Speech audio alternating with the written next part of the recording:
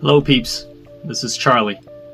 I wanted to talk about something that's been on my mind recently, and that is viral dance trends. Now, firstly, I'd like to say that I don't have a problem with these viral dance trends. I think they're just a bunch of people having fun, right?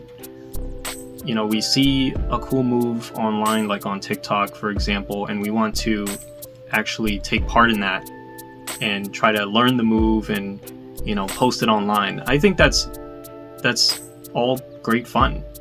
However, for me, I like to stay true to the way I move. And so one thing that I want to suggest is that instead of getting caught up with doing these moves, if you really want to be creative and express yourself, to listen to the way that you move, right? Because that comes from an honest place.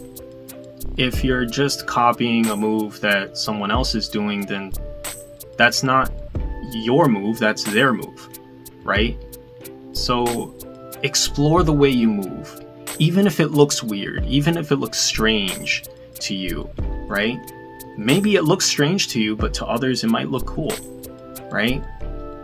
And that's another topic that I want to talk about in the future, is making moves look cool, right? And if that matters, right? So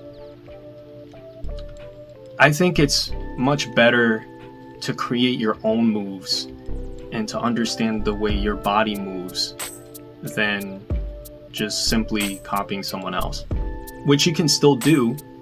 And if you decide to go that route, what you can try to do is ask yourself, how can I transform this move, right, and make it into something of my own, right? So like there's this viral dance called the slick back, right, on TikTok, and I think, you know, it's a cool looking move, right? It looks like you're hovering, but again, that's not the way you move, right?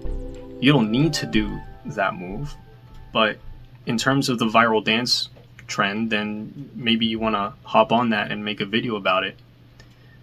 But then come back to yourself and ask yourself, okay, how do I, like, for my own growth, how do I take this and maybe transform it or do something with it, right?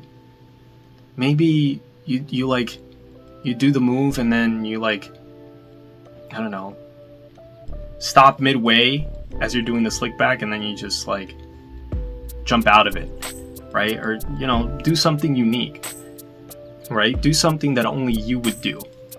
The last thing I'll say is this: just because you can't do a specific move doesn't mean that you can't dance, right?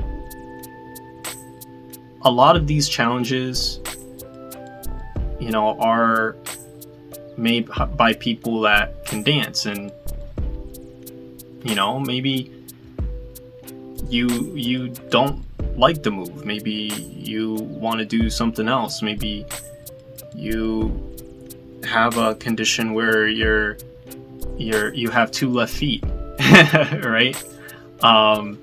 Keep practicing, you know, and if you get, you know, frustrated, just take a break from it and dance in another way, right? Do some other move, right? And then add that to how you move. Because at the end of the day, we all have a specific way that we move. We all have different bodies, and you can't put all these different bodies into a box, right? It's not like a one size fits most, right?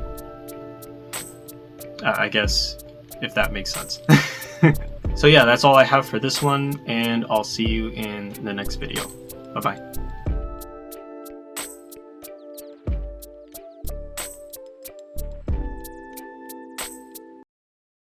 So yeah, that's it. That's all